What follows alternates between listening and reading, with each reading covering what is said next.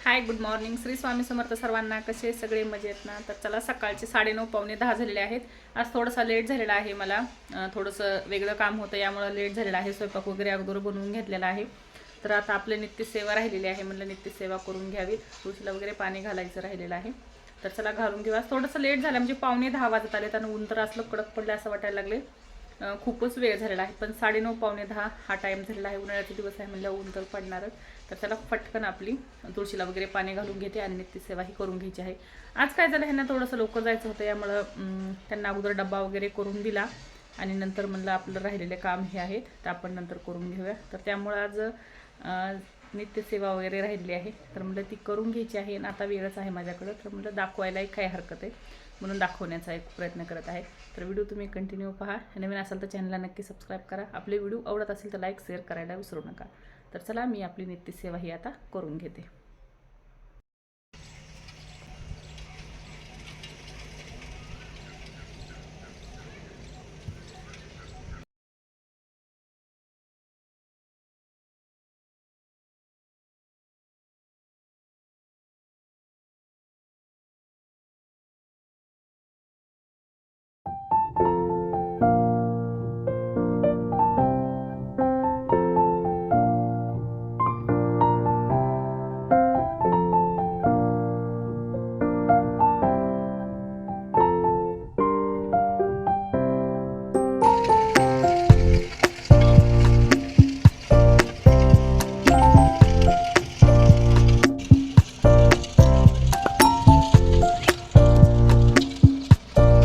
तर तुळशीला वगैरे पाणी घालून झालेलं आहे आपलं. तर चला, स्वामींची आता नित्यसेवा करून घेऊया. देवपूजा झालेली आहे, स्वामींची सेवा सकाळी यांनी केलेली आहे.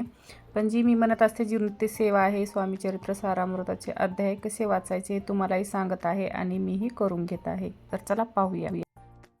तर चला, बऱ्याच वेळा बोलत आहे मी की नित्यसेवा नित्यसेवा. तर आज आपली सेवा तर झालेली आहे, पण नित्यसेवा राहिलेली आहे. तर माझ्याकडं स्त्रीयंत्र नाही आहे. तर मी काय करत असते की जे आपली कुंभगट्ट्याची माळ असते, ती आपल्या ज्या कवड्या आहेत आणि जे आपण 1 रुपया म्हणून लक्ष्मी म्हणून सिक्के ठेवलेले आहेत, ती कमळगट्ट्याची माळ मी आपल्या ह्या सिक्क्यावरती ठेवून देत असते, कारण माझ्याकडं स्त्रीयंत्र नाही आहे यामुळं. तर आपली सेवा तर झालेली आहे, तुम्हाला बघून कळलंच असेल की देवपूजा म्हणजे सकाळची झालेली आहे. तर आता माझी राहिलेली आहे नित्यसेवा. तर मला आज नित्यसेवा शेअर करावी, तर यासाठी आज मी तुम्हाला नित्यसेवा दाखवत आहे. नित्यसेवा म्हणजे जे आपलं स्वामींचं नामस्मरण आहे, आरती आहे, तर हे मी नंतर करत असते. आता म्हणजे मला जेव्हा वेळ भेटेल, असं काही नाही की सकाळीच करते किंवा दुपारीच करते. जेव्हा माझे कामं वगैरे उरकतील तेव्हा मी हे नित्यसेवा वगैरे करून घेत असते. कामं म्हणजे आपली जी धुणं भांडी ही झाल्याच्या नंतर नाही, स्वयंपाक वगैरे झाली की नंतर आपली मी नित्यसेवा ही करून घेत असते. तर नित्यसेवेमध्ये बघा, माझ्याकडं हे सारामृत आहे. तर यामधले मी रोजचे क्रमशः 3 अध्याय हे वाचत असते. आणि ही स्वामी समर्थ महाराजांची ही तुळशीची माळ आहे, ही एक माळ मी रोज जप करत असते. आणि आरती आपल्या स्वामींची ही मी करत असते. म्हणजे नित्यसेवामध्ये मी एवढंच करते. किंवा जर ज्याला शक्य नाही त्यांनी जर रोजचा 1 अध्याय वाचला तरीही होऊन जाईल. तर असं काहीच नाही की स्वामींना अगरबत्तीच पाहिजे किंवा दिवाच पाहिजे किंवा कुठलं हेच पाहिजे, नेमच पाहिजे, असं काही नाही. आपण नित्यसेवा फक्त आपलं शुद्ध अंतकरण पाहिजे. आपण नित्यसेवा कधी आणि केव्हाही करू शकतो.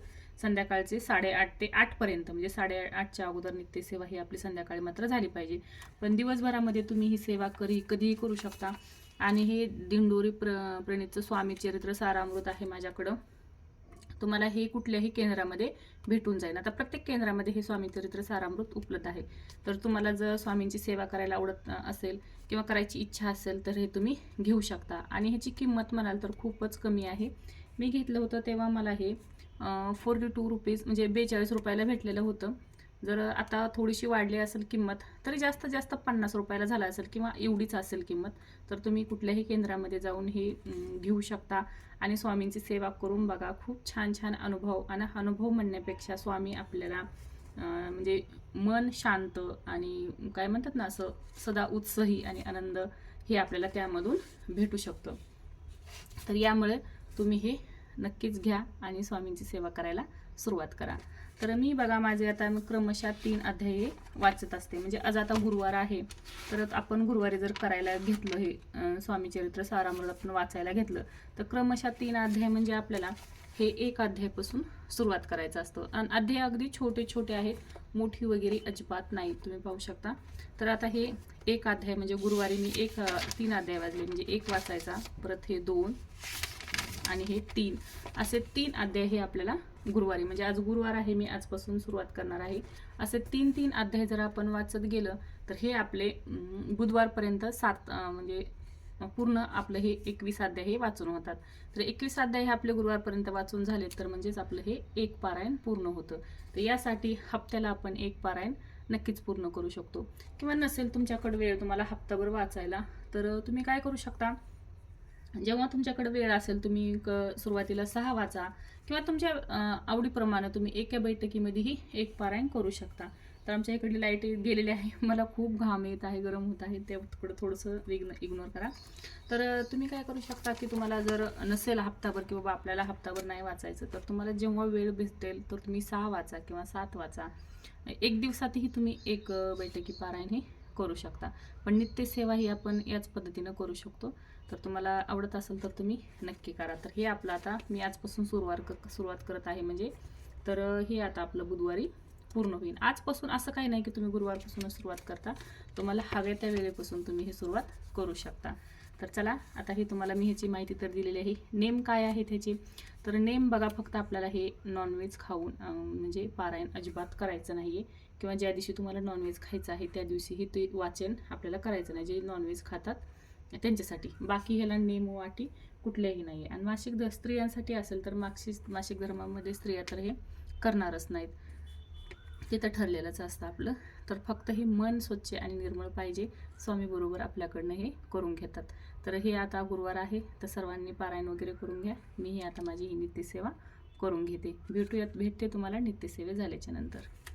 आणि सेवा करत असताना तुम्हाला जर वाटलं तर तुम्ही 1 वेळा तारक मंत्र म्हणायचा आणि 1 माळ श्री स्वामी समर्थ महाराजांचा 108 वेळा मंत्र, म्हणजे 1 माळ करायची. असं काही नाही की माळच पाहिजे. माळ जर नसेल तर तुम्ही 15 मिनटं जरी बसून श्री स्वामी समर्थ महाराजांचा मंत्र म्हणजे माळ जपली तरी होऊन जाईल. किंवा तितकाही वेळ नसेल तुम्हाला तर 3 अध्याय हे वाचून घ्या.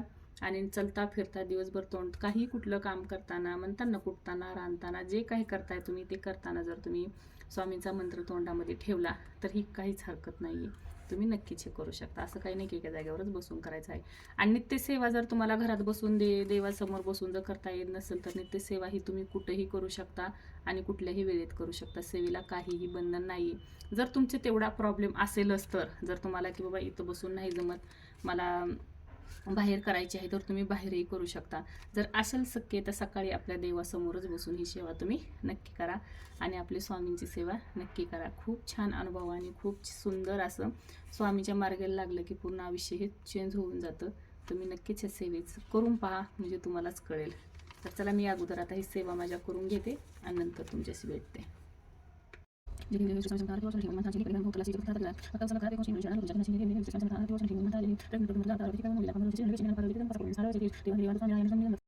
तर चला, सेवा आपल्या आता ह्या सगळ्या करून झालेल्या आहेत. आता व्हिडिओही तुमच्यापर्यंत येईल. तर तुम्हाला असे साधे सिंपल व्हिडिओ आवडत असतील तर लाईक करायला विसरू नका. नवीन असेल तर चॅनलला नक्की सबस्क्राईब करा. आणि काही प्रश्न असतील तर कमेंटद्वारे मला नक्की विचारू शकता, की म्हणजे आणखीन आपण काय काय करू शकतो सेवेमध्ये. जर काही प्रश्न असतील तर तुम्हाला नक्कीच तुम्ही विचारा. आणि असेच माझे हे एकदम साधे आणि सिंपल रोजचं रुटीन असतं.